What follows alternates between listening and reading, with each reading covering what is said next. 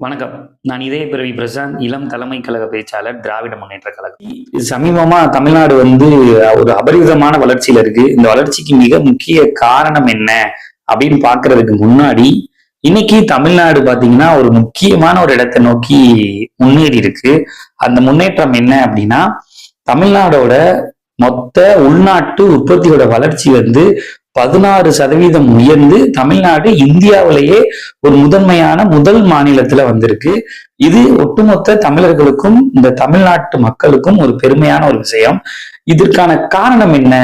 எப்படி தமிழ்நாடு 16% உயர்ந்திருக்கு? அதாவது ஒரு நாட்டோட உள்நாட்டுல என்னெல்லாம் உற்பத்தியை பெருக்குனா அந்த நாட்டோட வளர்ச்சி உயரும்ன்றத இந்த திராவிட மாடல் ஆட்சி எந்த அளவுக்கு செஞ்சிருக்கு அப்படின்னு முதல்ல என்னோட பார்வையில நான் எடுத்து வைக்கிறது என்ன அப்படின்னா, ஒரு நாட்டோட வளர்ச்சிக்கு மிக முக்கிய காரணம் என்ன அப்படின்னா, மக்கள்கிட்ட பணவீக்கம் அதிகமாகணும். அப்ப மக்கள்கிட்ட பணவீக்கம் எந்த அளவுக்கு அதிகமாகும்னா, அவங்களுக்கு சேமிப்பு வரும்போது அந்த பணவீக்கம் அதிகமாகும். ஒரு எக்ஸாம்பிளுக்கு இப்போ ஒரு 10,000 ரூபாய் சம்பாதிக்கிற ஒரு ஆளுக்கு அவரால் ஒரு 5,000 ரூபாய சேமிக்க முடிஞ்சாலே அவருக்கு அந்த 5,000 ரூபாய் தேவைக்கு ஏதோ ஒரு பொருளை வாங்குவார். அப்ப அந்த பொருள் உற்பத்தி ஆகும் போதுதான் அந்த பொருளை அவரால் வாங்க முடியும். அந்த உற்பத்தி ஆகுற விகிதம் தான் இன்னைக்கு தமிழ்நாட்டுல உயர்ந்திருக்கு.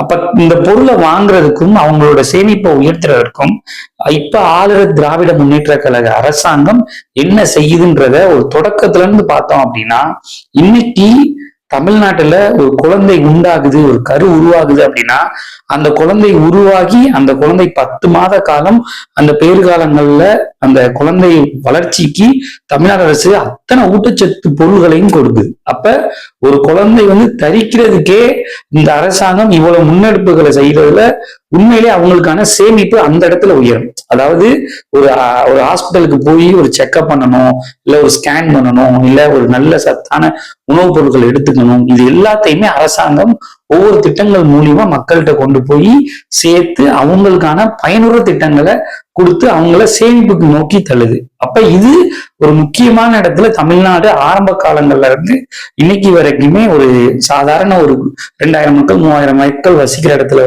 ஒரு அர்பன் ஜிஹெச்ல தொடங்கி இன்னைக்கு பெரும் தமிழ்நாட்டுல இருக்கிற அத்தனை மாவட்டங்கள்லயுமே ஒரு அரசு மருத்துவமனை, பொது மருத்துவமனை இயங்குது. அதுவும் மகளிருக்காகவும் இந்த பிரெக்னன்சிக்காகவும் பிறக்கிற குழந்தைகளுக்கான அந்த ட்ரீட்மெண்ட் ப்ராசஸ் தமிழ்நாடு அரசு ரொம்ப சீரோட சிறப்போட செய்யுது. அதனாலதான் அந்த வருமானம் அப்படியே அவங்களுக்கு சேமிப்பா கிடைக்குது. இது ஒட்டுமொத்தமா மக்களுக்கு போய் எளிமையா சேர்றதுனாலதான் முதல்ல வளர்ச்சிக்கு அங்கே அடித்தளம் கொடுக்குறாங்க அப்படின்றத நான் ரொம்ப ஆணித்தனமா சொல்றேன். இது முதல். ரெண்டாவது என்ன அப்படின்னா, இன்னைக்கு ஒரு பள்ளி படிப்புக்கு உள்ள போறாங்க அப்படின்னா, அந்த பள்ளி படிப்புக்கு அவங்களுக்கு மிக முக்கியமானது எப்படின்னா, ஒரு பள்ளிக்கு தேவையான எக்யூப்மெண்ட்ஸ், லைக் புத்தகங்களா இருக்கட்டும், இல்ல அவங்க போடுற ஆடைகளா இருக்கட்டும், இல்ல அவங்களுக்கு எடுக்கிற நோட்ஸா இருக்கட்டும், இல்ல அவங்க மேற்படிப்பை படிக்கிறதுக்கான அடுத்த கட்ட ஒரு நகர்வுகளா ஒரு டியூஷன் சென்டரா இருக்கட்டும், இது எல்லாத்தையுமே தமிழ்நாடு அரசு அடுத்து இல்லம் தேடி கல்வி, காலை உணவு திட்டம், மாணவர்களுக்காக தனியா நான் முதல்வன் திட்டம், புதுமை பெண் திட்டம், இப்படி ஒவ்வொரு திட்டங்களையுமே கொடுத்து மாணவர்களை அறிவார்ந்த சிந்தனைக்குள்ள செலுத்துறது. அந்த இடத்துலயும் அவங்களோட வறுமையை போக்கி ஒரு ஒரு நடுத்தர குடும்பமோ இல்ல ஒரு ஏழ்மையான குடும்பமோ படிப்புக்கு பணம் ஒரு தடை இல்லைன்றத அந்த இடத்துல முன்னிறுத்தி அதை பண்றாங்க. அப்ப மக்கள் எளிமையா போய் கல்வியை கற்கிறதுக்கு பணம் ஒரு பிரதானமா இல்லை. அப்ப அங்கேயும் பணம் சேமிக்கப்படுது. அப்போ ஒரு அரசு பள்ளியில அத்தனை வசதிகளுமே இருக்கிறனால அந்த வசதிகளுக்கு அவங்க பயன்படுத்துற பணத்தை ஏதோ ஒரு உற்பத்தி ஆகிற பொருள்களுக்கு அவங்களால வாங்கிக்க முடியும். அப்ப இது ரெண்டாவது பாயிண்ட். மூணாவது என்ன அப்படின்னா, இன்னைக்கு ஒரு படிப்பை முடிச்சுட்டு அடுத்து நம்ம வேலையை நோக்கி பயணிக்கிற இளைஞர்களுக்கு வேலைக்காக திறன் மேம்பாட்டு பயிற்சி தான் அந்த நான் முதல்வன் திட்டம். அவங்களுக்கான பயிற்சியை நேரடியா கொடுத்து நீங்க நேரடியா போய் அவங்களுக்கான ஸ்கீம்ஸ் ஓரியன்ட் ப்ரோக்ராம்ஸை கண்டக்ட் பண்ணி ஸ்கில் டெவலப்மெண்ட் அவங்கள டெவலப்மெண்ட் ஆக்குறதுக்கு தான் அந்த நான் முதல்வன் திட்டம் பயனுள்ளதா இருக்கு. அதுவும் அவங்க பள்ளி காலங்கள்லயே படிப்பை முடிச்சு, அதுவும் தமிழ் வழி கல்வி படிச்சு மேல வரும்போது அரசு தேர்வுலையுமே அவங்க ஒரு நல்ல மார்க்கை ஸ்கோர் பண்ணா, அதுவும் தமிழ் வழியில படிச்சு அவங்க வந்தா அவங்களுக்கு எக்ஸ்ட்ரா ஒரு அடிஷ்னல் பெர்ஃபார்மன்ஸ் மாதிரி ஒரு அடிஷ்னல் தேவைகளையும் அங்க பூர்த்தி பண்ணுது. ஸோ இதெல்லாம் இந்த தமிழ்நாடு அடுத்த கட்டமா முன்னேறதுக்கான பாதைகளை வழிவகுக்கிறனால தமிழ்நாடு மற்ற மாநிலங்களை ஒப்பிடும்போது கல்வியில ஒரு எப்படி சொல்றது வறுமையை ஒழிக்கிற ஒரு புரட்சி மூலியமா இன்னைக்கு நிக்கிறதுனாலதான் அந்த மும்மொழி கொள்கையை ஏத்துக்கிட்டாதான் அவங்களுக்கு நிதி கொடுப்போம் அப்படின்னு நம்மளை ப்ரெஷர் பண்ணாங்க. அதுவும் தொடர்ந்து எந்த ஒரு திட்டங்கள்ல செயல்பாடுகள்ல ஒன்றிய அரசு பட்ஜெட்டை தாக்கல் பண்ணாலும் அதுல தமிழ்நாடுன்ற பேரே இருக்காது. சோ தமிழ்நாட்டுக்கு எந்த செயல் திட்டங்களையும் கொண்டு வர மாட்டாங்க. இப்ப கூட சமீபமா பாத்தீங்கன்னா கோயம்புத்தூர்லயும் மதுரையிலையும் போதிய நிதி கிடைக்காது, போதிய வசூல் இருக்காது, மக்களோட பயன்பாட்டுக்கு இருக்காதுன்னு மெட்ரோ கூட நம்ம கிட்ட தடை பண்ணாங்க. இவ்வளவு விஷயங்களை தமிழ்நாட்டுல தொடர்ந்து பண்ணி, அதுவும் ஆளுநர் எல்லாம் நமக்கு எந்த விஷயத்த கொண்டு போய் முன்மொழிஞ்சாலும் முட்டுக்கட்ட போற ஒரு இடத்துல இருக்காரு. நீதிமன்றம் அவங்க கண்ட்ரோல் இயங்குறனால தமிழ்நாட்டுல எப்படிதான் கலவர அரசியல் செஞ்சு ஒரு மத கலவரத்தை தூண்டுவோம்னு பிஜேபி தொடர்ந்து செயல்பாடுகள் செய்யுது. இவ்வளவு செயல்பாடுகள் செஞ்சும் தமிழ்நாடு இன்னைக்கு 16% உயர்ந்திருக்கு அப்படின்னா ஒரு தமிழ்நாட்டு பிரஜையா, ஒரு இந்திய குடிமகனா தமிழ்நாட்டை வாழ்றது எனக்கு ரொம்ப பெருமையாவும் ரொம்ப கௌரவமாவும் ரொம்ப தன்னம்பிக்கையாவும் இருக்கு. இதுல எனக்கு சட்டமன்றத்தில் தலைவர் பேசினதான் ஞாபகம் வருது. மேலே பாம்பு, கீழே நரி, ஓடினால் தடுப்பு சுவர், குதித்தால் அகழி அப்படின்னு சொல்லுவாரு. அதாவது மேல பார்த்தா பாம்பா இருக்கும், கீழே குதிக்கலான்னு போனா அங்க நரி இருக்கான். சரி குதிப்போன்னு பார்த்தா ஒரு பெரிய அகழி இருக்கான். சரி ஓடலான்னு பார்த்தா சுத்தி தடுப்பு சுவரா இருக்கான். இவ்வளோ இருந்தும் தமிழ்நாடு இந்த அளவுக்கு முன்னேறி இருக்கு அப்படின்னா மிசா காலத்தையே பார்த்தவருக்கு என் தலைவர்.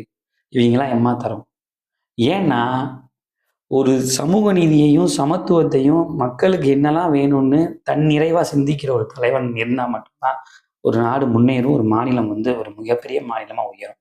அதுக்கு எடுத்துக்காட்டு தான் இது. ஏன்னா 2020 இந்தியா டுடே ஒரு சர்வேவே வெளியிட்டாங்க. அப்ப எடப்பாடி பழனிசாமி தான் 2020 தமிழ்நாட்டோட முதலமைச்சராக இருந்தார். நம்ம உள்கட்டமைப்பா இருக்கட்டும், பொருளாதார வளர்ச்சியா இருக்கட்டும், தனிநபர் வருமானமா இருக்கட்டும், கல்வியா இருக்கட்டும், சட்ட ஒழுங்கா இருக்கட்டும், எல்லாத்துலயுமே நம்ம கிட்டத்தட்ட 15 இடங்களுக்கு பின்னாடி தான் இருந்தோம். ஆனா இன்னைக்கு நம்ம எல்லாத்துலயுமே முன்னாடி 1-2 இடங்களை நம்ம போட்டி போட்டுட்டு நமக்குள்ளே ஒரு தீர்க்கமான ஆரோக்கியமான ஒரு போட்டியில நம்ம ரேஷியோல நம்ம முன்னாடி போயிட்டு இருக்கோம். இந்த முன்னாடி போறதுக்கு தமிழ்நாட்டுல இன்னைக்கு இருக்கிற எத்தனையோ திட்டங்கள் மக்கள்கிட்ட போய் நேரடியா செய்யுது. அதனால ஒரு தனிநபர் வருமானம் உயருது, அவங்களால ஒரு பொருளை சேமிக்க முடியுது, பணத்தை சேமிக்க முடியுது. அந்த பணத்தை சேமிக்கிறனால உற்பத்தி இங்க பெருகுது. பெருகிற உற்பத்தியில இந்த பணத்தை கொடுத்து அந்த பொருளை வாங்கிக்கிறாங்க. அப்ப வாங்கும்போது அங்க உற்பத்தியை இன்னும் அதிகப்படுத்த முடியுது. அங்க உற்பத்தி அதிகமாகுது, தமிழ்நாடு முன்னேறுது. இவ்வளவுதான். ரொம்ப சிம்பிளா சொல்லணும் அப்படின்னா, இங்க உங்களோட பணத்தை ப்ரொடெக்ட் பண்ணி, உங்களோட பணத்தை நீங்க சம்பாதிக்கிற பணத்தை உங்களை சேமிக்க வைக்கிற ஒரு இடத்த தமிழ்நாடு அரசு முழு மூச்சா இயல்படுது. என்னடா நீ ஏதோ பொதுவா சொல்ற, அதுக்கு ஏதாச்சும் ஒரு எடுத்துக்காட்டு சொல்றா, எக்ஸாம்பிள் சொல்றா, இல்லை எங்களுக்கு இன்னும் புரியுற மாதிரி சொல்றானா? உங்கள்ட்ட காசே இருந்தாலும் நீங்க மகளிரா இருந்தா நீங்க தமிழ்நாட்டுல எந்த மூலையில வேணாலும் ஏறி போய்க்கலாம். ஒவ்வொரு மாவட்டத்துக்குள்ள இந்த இடத்துல இருந்து அங்க, அங்க இருந்து அங்க நீங்க டிராவல் பண்ணிக்கலாம். அப்ப ஒரு நாளைக்கு மினிமம் ஒரு 50 ரூபா வரைக்கும் ஒரு டிராவலுக்கு உங்களுக்கு குறையும். அடுத்து நீங்க மகளிரா இருந்து வீட்டுல இல்லத்தரசியா இருந்தீங்க அப்படின்னா உங்களால ஒரு மாதம் ஒரு 1000 ரூபாய் உங்களுக்கு உரிமை தொகையா கிடைக்கும். இதே நீங்க ஒரு காலேஜ்ல படிக்கிற ஒரு பெண்ணா இருந்தீங்க அப்படின்னா உங்களுக்கு புதுமை பெண் திட்டத்தின் மூலமா மாதம் 1000 ரூபாய் கிடைக்கும். இதே நீங்க ஆண் மகனா இருந்தீங்க அப்படின்னா உங்களுக்கு தமிழ் புதுமை திட்டத்துல ஒரு 1000 ரூபாய் கிடைக்கும். இதெல்லாம் ஒரு அரசாங்கம் நிதியா மக்கள்கிட்ட கொடுக்குது. அதாவது ஒரு பணமா டெபாசிட்டடா மக்கள்கிட்ட கொடுக்குது. இது தாண்டி என்னோட சிந்தனையில நான் பார்க்கறது என்ன அப்படின்னா, இன்னைக்கு எந்த மாதிரியான சூழல் தமிழ்நாட்டுல இயங்குதுன்னு பாருங்க. ஒரு குழந்தை பிறக்கிறதுல தொடங்கி அந்த குழந்தை அப்படியே வளர்ந்து வளர்ந்து வளர்ந்து இறக்கும் வரை சலுகைகளாகவும் ஒரு திட்டங்களாகவும் மக்கள்கிட்ட கொண்டு போய் சேர்க்கிறத ஒரு அரசாங்கம் எந்த அளவுக்கு பில்டு பண்ணியிருக்குன்னு பாருங்க.